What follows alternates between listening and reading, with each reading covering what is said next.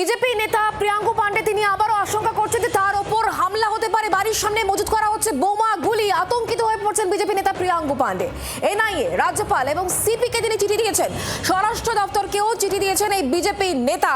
আপনারা জানেন যে এনআইএর হাতে বেশ কয়েকদিন আগে কিন্তু গ্রেফতার হয়েছিল আন্ডা নামে একজন দুষ্কৃতী। মোট 20 জনকে এখনো পর্যন্ত এনআইএ গ্রেফতার করতে পেরেছে। তবে প্রিয়াঙ্কু পান্ডে তিনি আবারও আতঙ্কিত, কারণ তার ওপর আবার হামলা হতে পারে এই আশঙ্কা তিনি প্রকাশ করছেন।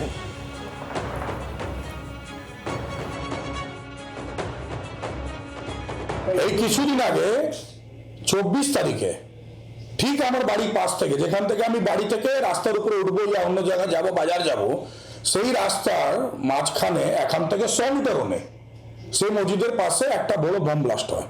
বিগত 2 দিন আগে আবার আমার বাড়ির পাশে একটি এমডি ইসলামের হাতে 2টো বন্দুক, তার সাথে 10 রাউন্ড গুলি বের করা হয়, সে পুলিশ রিকভারি করে।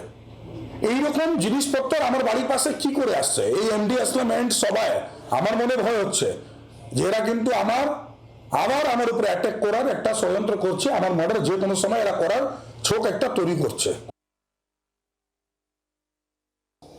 রিসেন্টলি 24 তারিখে ওর বাড়ির সামনে বোমা মজুত করা হয়েছিল। বাড়ি ওই যে রাস্তা দিয়ে বাড়িতে যায়, মানে বাড়ি থেকে খুব হলে 100 মিটার দূর হবে, সেখানে বোমা বিস্ফোরণ হয়ে কোনো কারণে তারপরেই আবার ওই পাশে থেকেই 2টো অস্ত্র আর গুলি।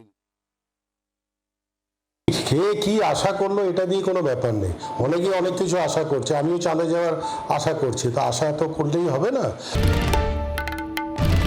বাংলার আওয়াজ, বাঙালির আবেগ, জি 24 ঘন্টা।